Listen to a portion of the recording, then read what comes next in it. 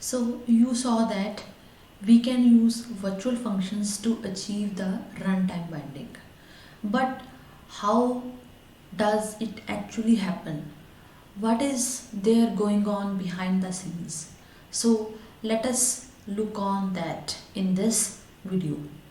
So there are two special things, VPTR and vtable, which makes this runtime binding happen.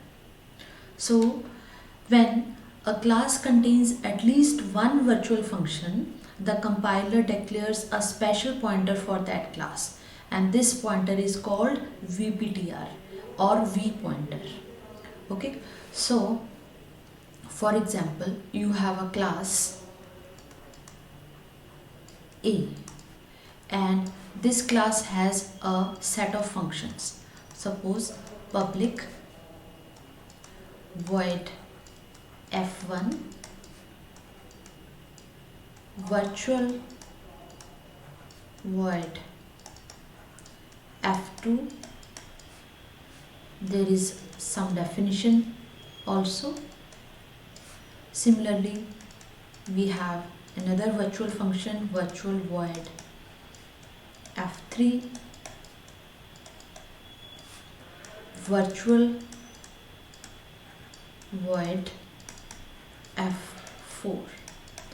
So what the statement is saying, it is saying that even if the class contains one virtual function, then the compiler declares a special pointer for that class, which is called VPTR. Now this class A, it contains three virtual functions. Okay, so this class will have a special pointer which will be created automatically by the compiler, and this pointer will be called VPTR, right? Each time you create a class that contains virtual functions, or you derive from a class that contains virtual functions, the compiler creates a unique table for that class. So this is a class which contains virtual functions. So the compiler will contain a unique table for this class, and this table will be called vtable. This will be called vtable, right? And if we have another class, class B, which is derived from this class, public A. Okay, and here also we have public, and suppose we have void f1 int I, and this is some function definition. Then we have void f2 void f3 void f4, right? So this class also contains this class does not contain any virtual function, but we are deriving from a class which contains virtual functions. So this class is derived from class A, and class A contains virtual functions. So this class will also have a special table, vtable, right? Both of these classes will have a vtable. Okay, the compiler places the addresses of the virtual functions for that particular class in the vtable. So what are the contents of this table? The addresses of the virtual functions, where the virtual functions bodies are there in the memory, where they are lying in the memory. So class A contains three virtual functions, f2, f3 and f4. So it will have the address of f2, it will have the address of f3, and it will have the address of f4. These are the virtual functions. Okay, and similarly here class B, it also contains the virtual functions, but these virtual functions have been redefined here. So what are the virtual functions? F2, F3 and F4. Here we have not written virtual, but because we are inheriting these virtual functions from class A, so still they will remain virtual. So it will also contain the addresses of F2, F3 and F4. Okay. So if you do not override, let me erase some content from here. Okay. So it is saying that if you do not override a function that was declared in the virtual base class, the compiler uses the address of the base class version in the derived class. So suppose you are not overriding F2 in this class. F2 is there in the class A, but in class B you are not overriding it. Then because class B is inheriting from class A, F2 will be present. But instead of containing the address of this F2, it will contain the address of the F2 which is there in the base class. Okay. Then it places VPTR in the class. So after creating this V table, then VPTR is placed in the class. So this class contains a VPTR.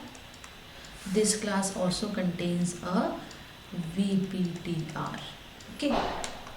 The VPTR must be initialized to point to the starting address of the appropriate V table. So here in class A, the VPTR will point to the starting address of V table which is created for class A. Okay. So F2, F3, F4, these are here in this V table, and this VPTR is pointing to the starting location of this V table. Okay. Similarly, this VPTR will also point to the starting address of this V table. Okay. So there is a lot of mess in this slide.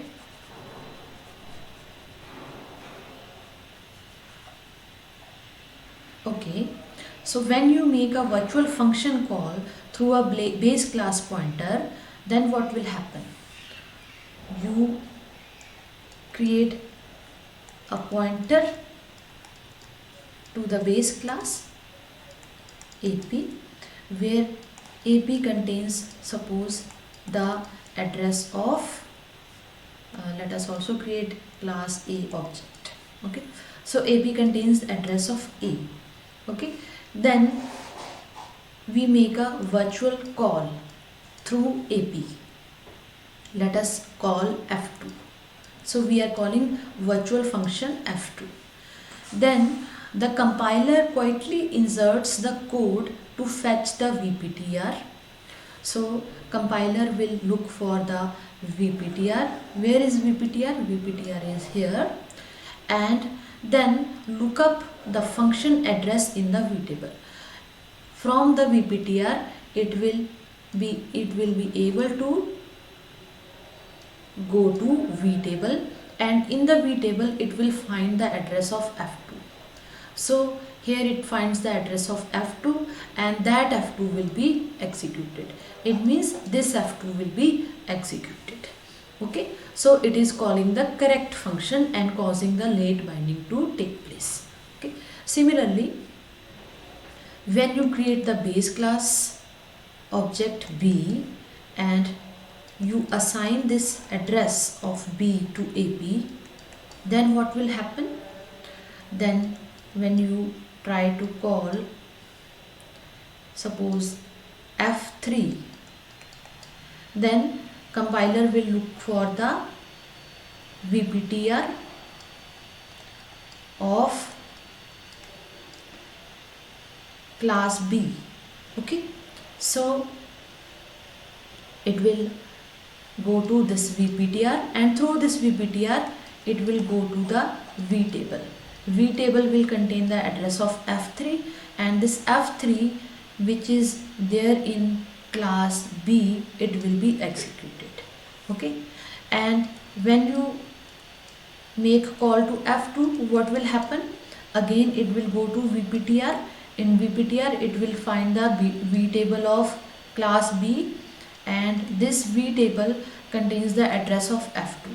But we what we did previously, we did not override f2. Okay, so when we do not override f2, it will point to the base class f2. So it will contain the address of base class f2, and this function will be executed. So this is how this late binding actually takes place. Okay, and there is one exercise for you in this video, that I said that when you create at least one virtual function in a class, then a special pointer vptr is created. Okay, so when you create a special pointer, extra pointer for a class, then the size of the class will increase. Okay, so just create a class, simple class, class A, and try to print, let us create some variable here. This class contains one variable, suppose, and then try to print the size of this object of this class. Okay, and after that, in the public section, create a virtual function, and then again try to print the size of the class. You will see that the previous size was less, the new size is bigger. Size of the class A is increased. So through this you will be able to understand the fact that when you create at least one virtual function in a class, the size of the class increases, right?